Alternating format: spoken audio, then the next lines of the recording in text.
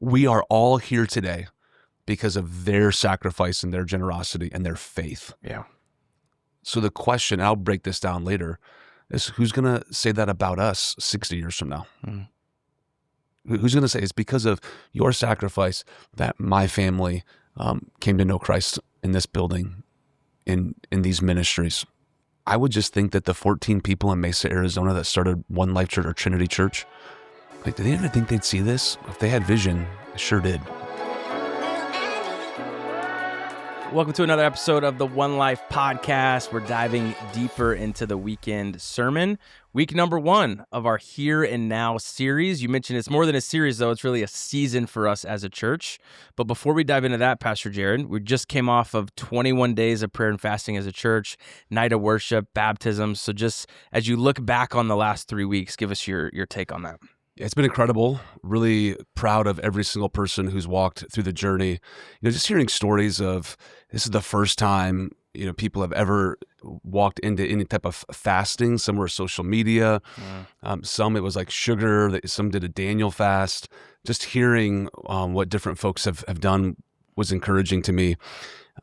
And seeing the response every single day, it was steady. Obviously, the first week, it's always like the busiest week of people interacting with us. But then as we continued, there was just faithfulness of people spending time with us at 6 a.m. all the way through. So couldn't be more excited about just the engagement. Yeah. And then you really do sense it and feel it when we all come together for that night of worship. It's the churchy crowd, obviously, that are coming to a night of worship. But last night was a little bit different for us because it wasn't just the churchy crowd. There was a lot of guests in the room witnessing baptisms.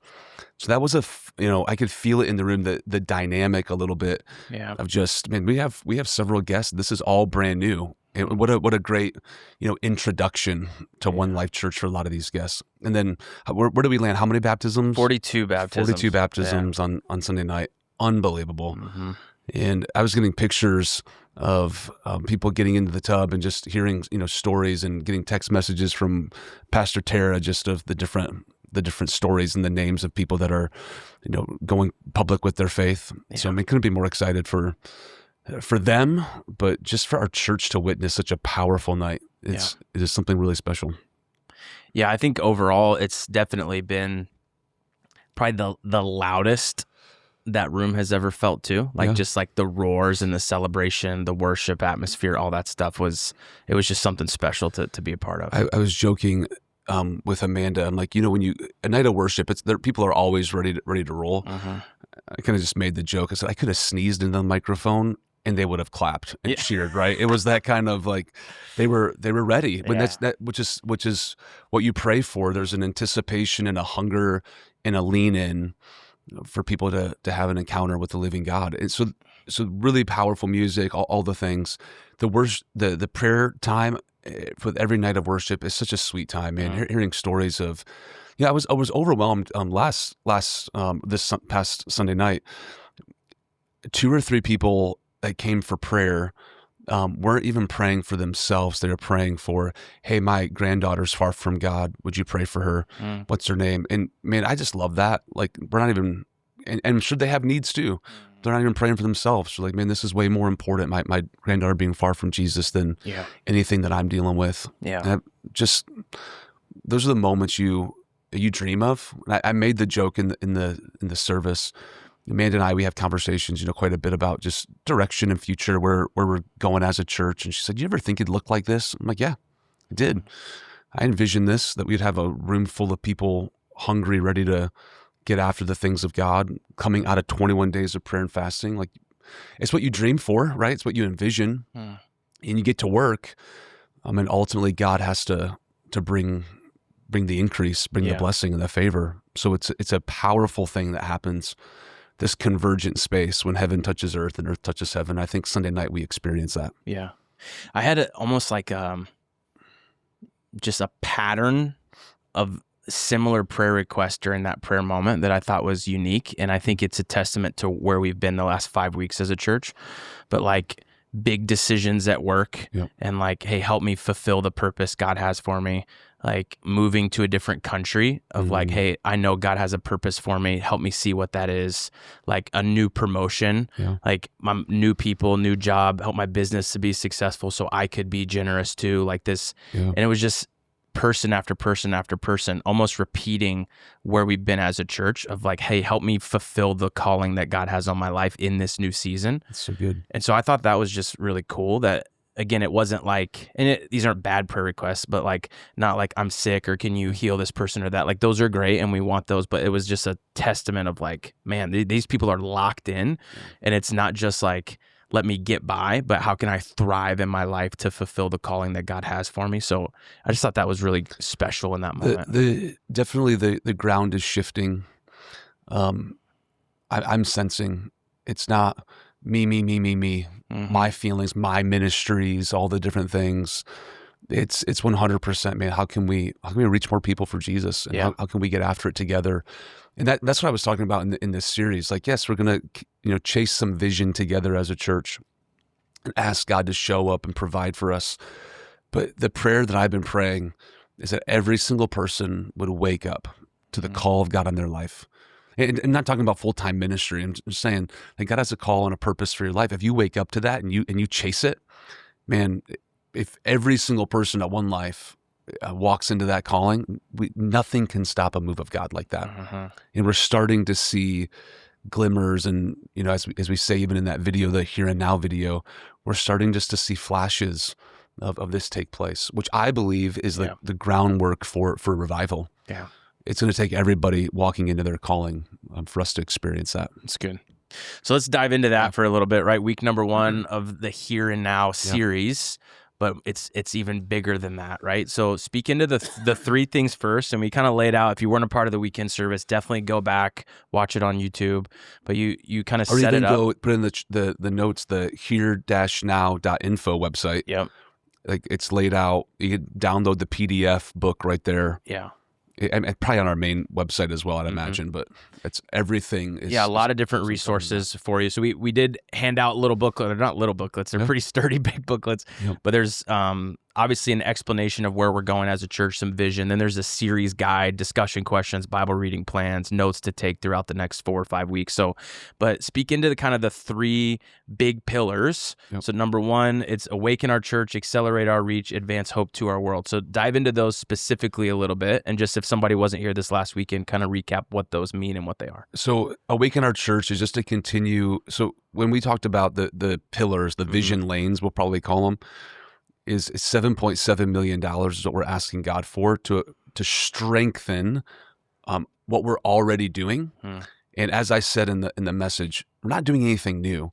We just sense this is a season where God's asking us to press the gas down and to get after it even faster. So for us at our Mesa campus, Awaken the Church, is we have to remodel some rooms and some spaces for our preteens and our kids, even our students.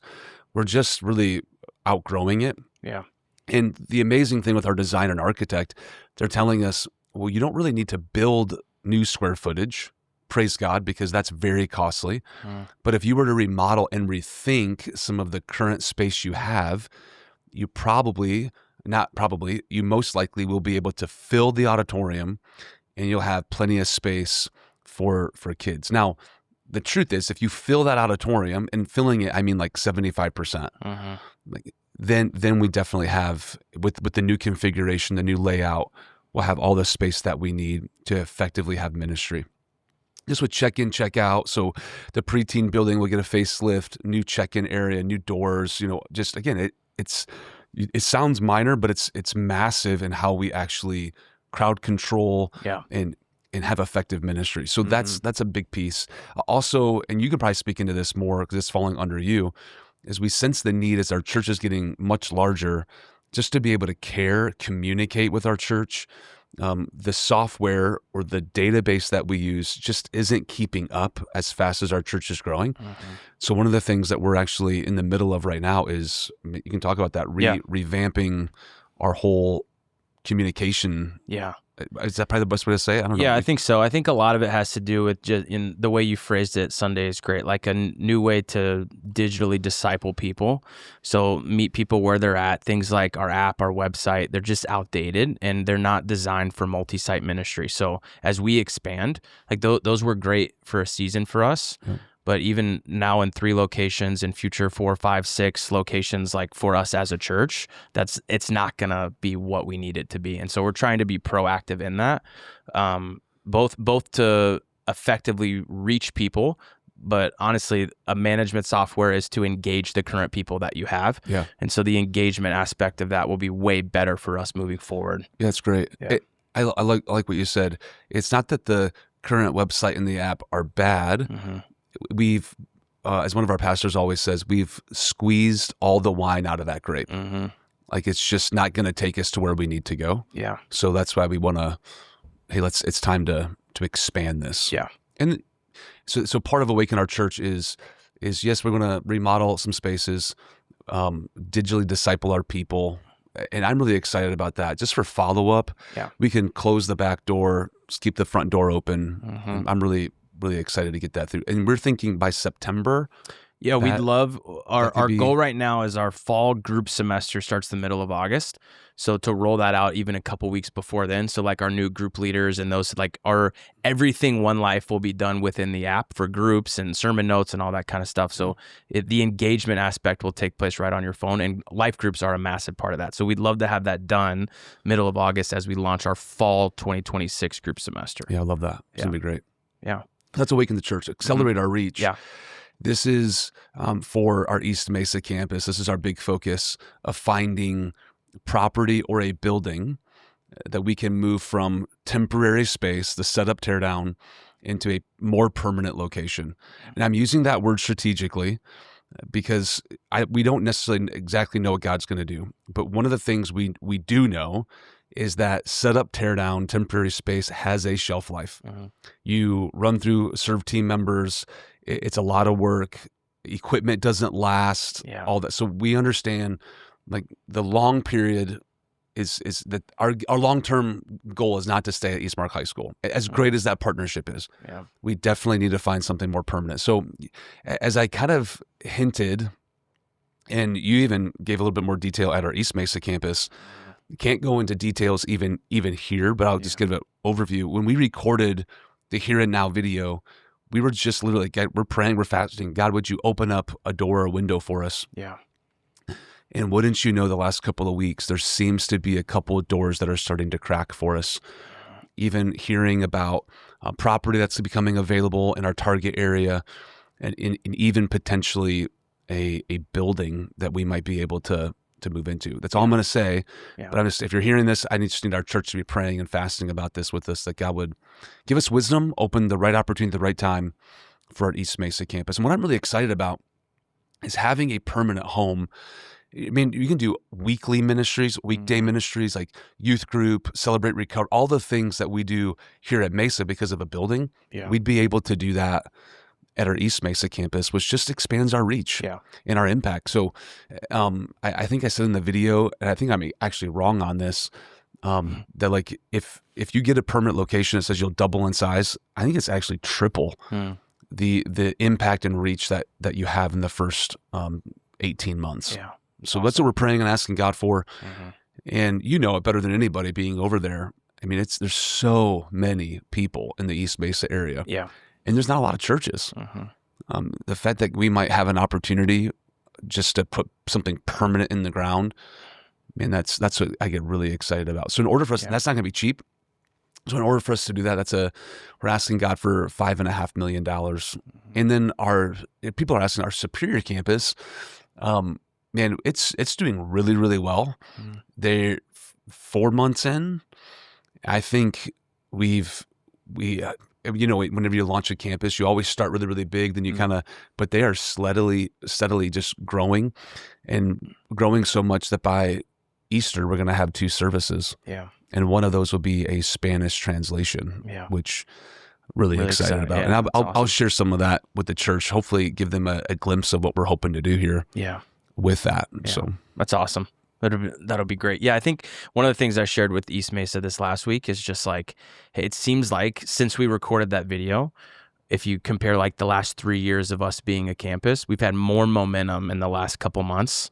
It seems like doors are cracking and opening, like you said. And so I just told him, hey, like rally like crazy. These commitment cards you have, not only put them somewhere so you can think about what God's asking you to give, but like saturate yourself in prayer over the next week as we try to figure out some of these things. So it's going to be great. I'm really excited for it. It really is. It's one of those moments you sit back and you just think, God, you have gone before us in this. Sitting in that chair. And by the way, I had like 3 or 4 people walk up to me and be like, where did you guys get that chair? I'm like, that's all you thought about in that video? Yeah. But since we recorded that, sitting in that chair and just the opportunities that God's, even for the next one is Advance Hope to Our World, even the porch, the Mesa Outreach Center, we're starting to get some momentum there. And here's what's amazing. You throw a vision out there. Yeah.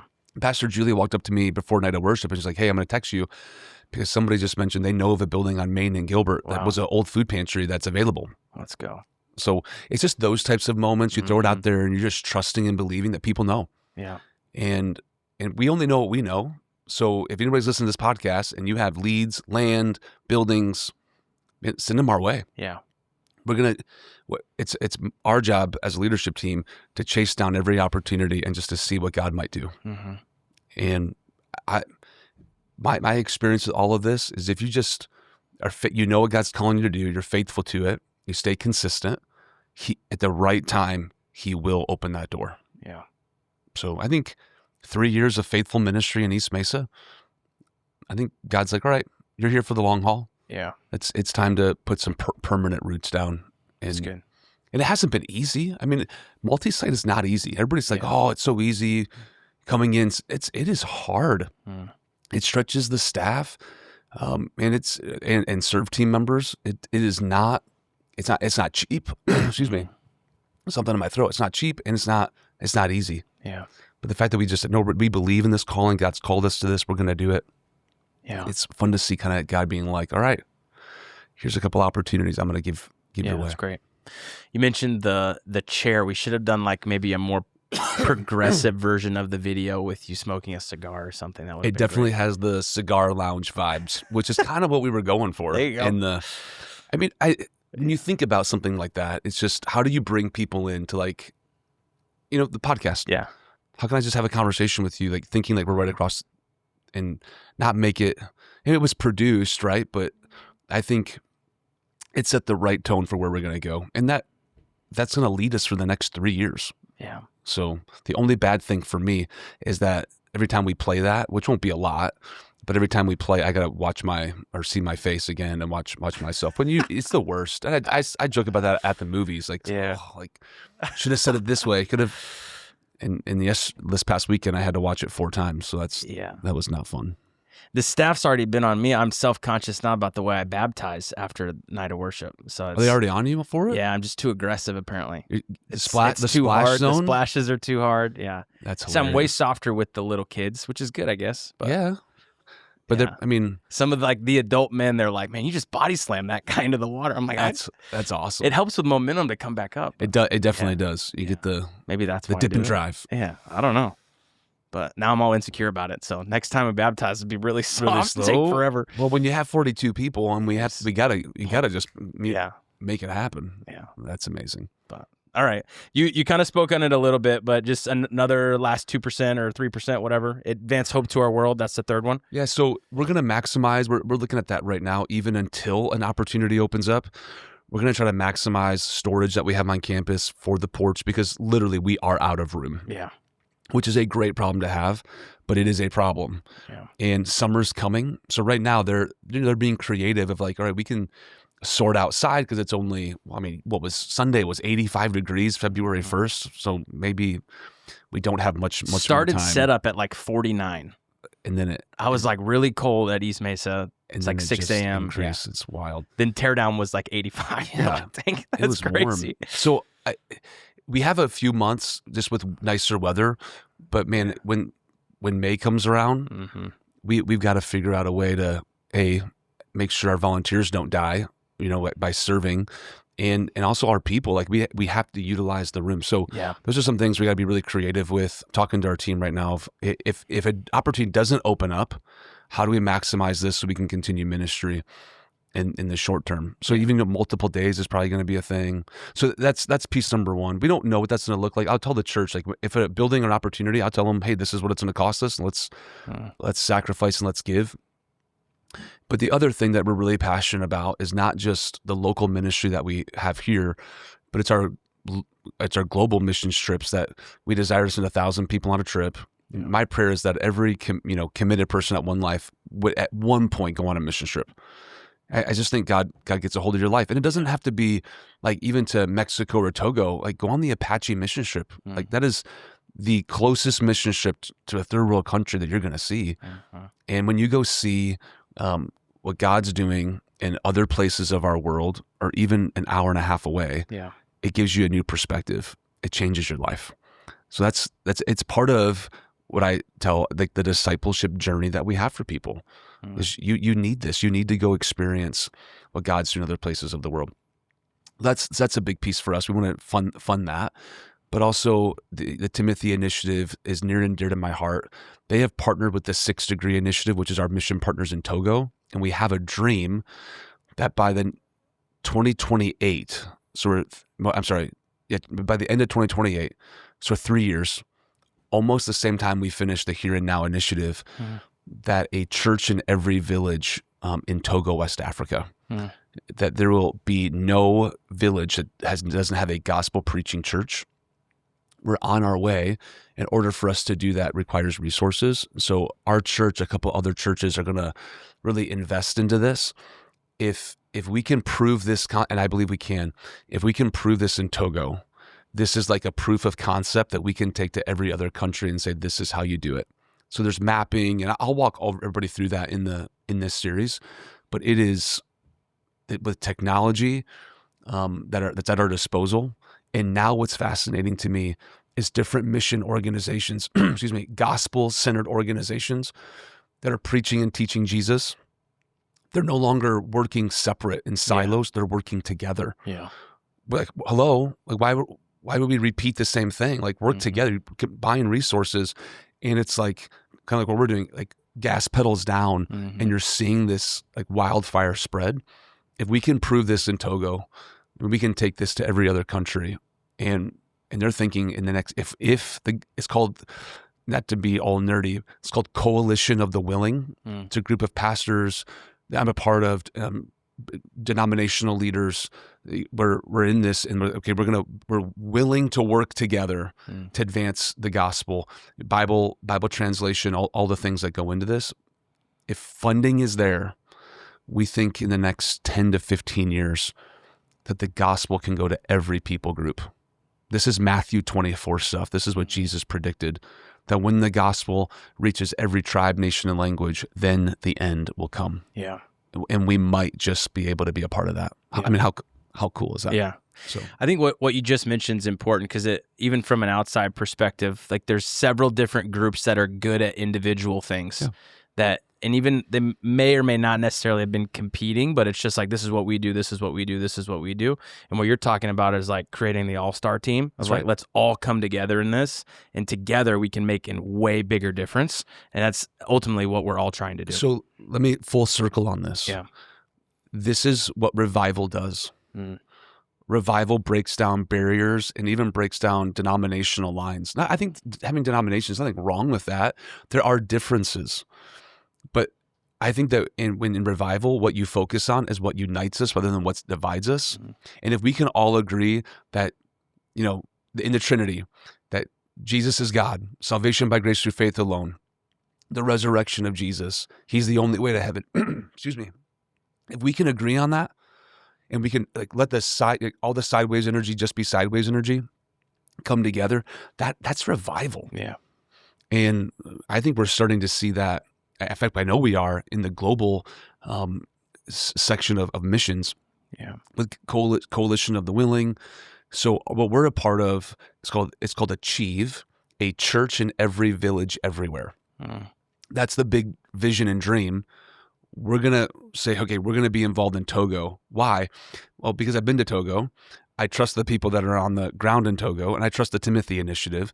So I'm like, man, and then we can go see it. Like, it's amazing. I could fly there tomorrow, and they could take me to a village 2 hours away from the city, and they would say, this is the church, and this is the impact, and it's very trustworthy. Yeah. I love what they're doing, what they're about. So it's good. It's good soil to plant. Yeah. From a financial perspective too, you mentioned this in the sermon, but obviously the first two vision lanes that's $7 million. Yeah. Because we're a tithing church, 10% of that, so the other 700,000 is in this advanced That's right. Hope to Our World piece. So I think that's an important piece of that. Yeah, I think that is important because we're not doing anything that we're not asking you to do. Mm-hmm. And even in the Here and Now initiative, Amanda and I are not asking you to pray and to sacrifice, commit, and give if we're not going to do that. Now, we've been sitting on this for several months. We knew this was coming, but I just fundamentally believe as a leader, you have to lead this way. Mm-hmm. So I think it starts at the top. The whole organization, we give, we save, and we live on 80%. So when an AC goes out or whatever, like, we have the resources to be able to do that. We don't need next week's offering. That's the saving piece.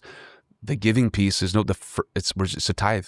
And so even in the Here and Now initiative, this is the rub, right?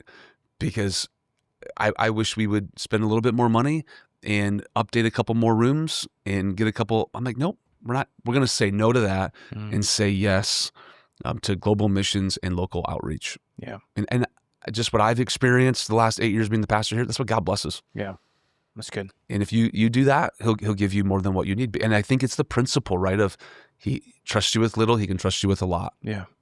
Over and over and over again. Yeah, that's good. So, couple of spiritual elements, takeaways I wanted to hit on. The first one, you had several of these towards the end of the sermon. Number one, to be awakened, you must first realize you're asleep. And you asked the question, are you sleepwalking spiritually? So that's kind of the main theme throughout all of this from a here and now standpoint. Is like, hey, let's wake up to the calling that God has for us. So speaking to that first takeaway first. The Corrie ten Boom quote, like, that just kind of rang with me. And I don't think he'll make you busy. I think in our generation, I think Satan's best ploy is to rock us to sleep, just to get us comfortable and make us me-focused, all about my family, what we have to do. If he can get you there, I mean, he's taking you away from being effective for the kingdom. So that's the idea, that maybe, just maybe, you're too comfortable. And I asked the question, like, what is the last massive step of faith you've taken in the last 5 years? And if you can't answer that, you might be sleepwalking. That's good. So that's the question I'm going to ask our church of, like, are you sleepwalking spiritually? Now, not that you're not coming to church, you're not involved in a life group, and you're not giving. That's not what I'm asking about. That's just autopilot, right? Anybody can do that. Yeah. But what's the last step of faith? You knew God told you to do it, and you did it. If you can't answer that, I'm not your Holy Spirit. I'm just saying you might be sleepwalking spiritually. You might just be really, really comfortable. Yeah. And if we're going to achieve all that God wants for us, it's going to require every single one of us to wake up. And here's what's crazy about this. So I'm throwing myself out there. Even like with our staff, when I ask that question, I'm going to ask it here in a minute, in our staff meeting, there might be people that are being like, yeah, I'm too comfortable. And they might leave. And meaning they might step into another calling away from One Life. They might have another opportunity. They might become a lead pastor or take another step. I get that. And here's the thing for me, like, that's what I want for you. Like, don't stay here because you're comfortable. Like you need to go take the call of God on your life. I don't want you to look back when you get to heaven, because you lived your life for the dot. That's the idea. Yeah. Live it for the line, that when you get to heaven, you're going to be asked the question, did you capitalize on every opportunity I gave you? Yeah, I want every single person at One Life to be like, yes. And that might mean some people, they might like fly away. And I mean that as like, and we would bless that, right? Like, no, they're stepping into the call of God in their life. Yeah. And they're not living for themselves or for their family, just the here and now, no pun intended, but they're living in light of eternity. Yeah, that's good. And that's what happened for Amanda and I. Amanda and I, this church is open-handed like this. Isn't my church, man. If God calls me away tomorrow, I'm praying that he won't. I'm praying that this is our lifetime ministry. I'm praying that I get to retire here. But if God in this season is like, man, there's something else. Like we live our life like this. This is not mine. Yeah, that's good. I just get to steward this season of it. The second piece of this is God's plan of redemption is urgent. Now is the time. So I think this is something we've challenged our team with over the last several months. And Pastor David Ashcraft calls this living with the spirit of intensity. Yes. And so I love this concept of like, now is the time, let's go now. And this kind of has to do, even the word accelerate. I love that so much because it's like, go, right? Like it's time to go. We're not just sitting back relaxing. So speaking to that, and then you also mentioned the treasure principle, and we'll throw that link into the bio as well. But it's just the treasure principle, you could read it like in an afternoon. Maybe if you're a fast reader, maybe an hour. It's a super helpful resource that I'm going to reference quite a bit in this series. Okay. And it's the idea, like, not to live your life just for like the 60, 70, 80 years. Like position yourself like for eternity. And again, that verse that I used, like in every season. So that literally means like right now.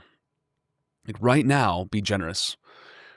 And that's how God rewards you. Like you'll be refreshed, the end of that verse says. So many people, man, they just think one day, and they keep on punting their call, walking into that season down the road. And I'm like, no, like this is the idea. Like right now, this is maybe I didn't say this in every service, but I was on the phone with a mentor, and he pastors now. And he just said, I think it's so interesting. These are dark days that we're living in. But Jared, like God has uniquely positioned you in this season of history to lead a church. Not John Wesley, not Charles Spurgeon, not Elizabeth Elliot, you. So this is not a time to sit back and be comfortable. It's a time to move. It's a time to take like aggression and for the cause of Christ, to our words, to accelerate like right now more than ever before. And I believe we have positioned ourselves in such a healthy way that we're ready to do that. I mean, even 5 years ago, we were just kind of coming out of COVID, and we were like, okay, what do we want to do? And that's how the One Life movement started and all that. This is different. This is like we have a culture that's worth repeating. Yeah. And we need to move. And I feel this deeply. If we didn't, I feel like I'd get to heaven and God would be like, did you capitalize? Did you really take advantage of every opportunity I gave you?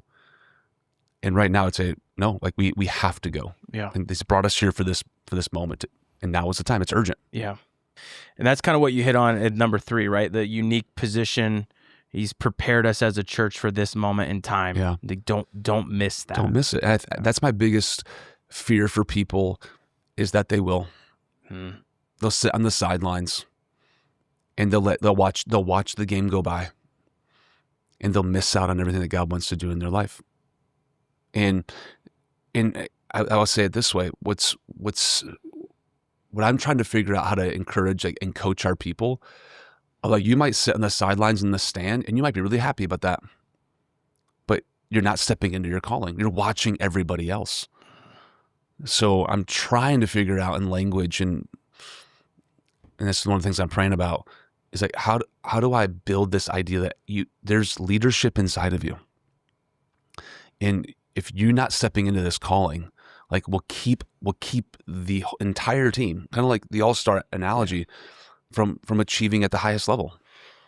And I mean, we can still achieve, but can we achieve everything that God has for us? Or it's going to require every single person walking into their calling, developing the leadership gifts that God's given them to go after it. Yeah. And that's survival. That's the here and now initiative. Yeah. It's really good. I think one of the most powerful moments was into this point number 4 that you hit on. And you asked people to raise their hand, right? And just if they've made a decision recently, baptized, or maybe their kids made a decision or got baptized recently.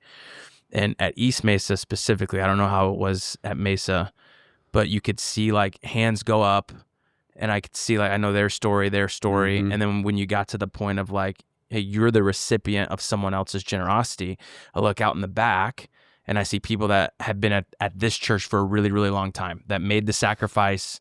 They moved out to East Mesa with us. They've been serving 3 years. And I just feel like you guys don't really know each other, but because of the decision or because of the generosity you made and willingness, not only financially, but just to serve and prepare church every weekend, like these people who have their hand raised are a recipient of that. So I thought it was just really unique and cool in that moment. And I do think it's very eye-opening of like, oh, it's my turn now. So I wanted you speak into that and then talk about kind of what the response was in the room at the Mesa location. Very similar. I mean, it was, hands up every single service, lots of hands. I mean, the majority of hands. And that would track with our growth over the last 5 years. But it's really great. It's really good for people that didn't raise their hand. Like they haven't made, and I kind of did that on purpose. You haven't made a significant spiritual decision in the last 5 years. And they're just looking around. I'm not trying to shame anybody, but it's that moment of like, it's the reminder that this church does not exist for you, it exists for everybody else. This look at what you're a part of. So your giving, your faithfulness, all those things, it's allowing all of these things to take place. And then they all come down. They're all feeling good about themselves, right? They all I'm like, right, but don't forget, it was people. So that's why we included the story of the 14 people who started One Life Church. We are all here today because of their sacrifice and their generosity and their faith. So the question, I'll break this down later, is who's going to say that about us 60 years from now? Who's going to say it's because of your sacrifice that my family came to know Christ in this building, in these ministries? That's what we're going to try to fire people up for. It's awesome. Step into it. Because your giving, your sacrifice is paving the way for future generations. Maybe they did. I'm assuming. So that whole idea, it's the Walt Disney quote when he passed away before they opened Disney World, and somebody asked his wife, "Man, I sure wish Walt would have seen this," and she responded, "He did.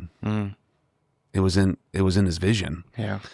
And I would just think that the 14 people in Mesa, Arizona that started One Life Church or Trinity Church, like, did they ever think they'd see this? If they had vision, they sure did. You would think, right? And so for me, I'm like, I feel that weight. I'm like, wait, what's this going to look like 50, 60 years from now? And how do we position ourselves and motivate our people to lead and to step into their calling and to give and to sacrifice? Right? So thousands and thousands and thousands of people in Mesa can come to know Jesus. That's what fires me up. It's good. So that's my goal. My prayer is get our people ready to roll, energized. This is our moment. Now is the time to go. I love it. Which is why we close our podcast every week with that the church is not a building that we sit in. It's a movement we get to be a part of to reach one more life for Jesus.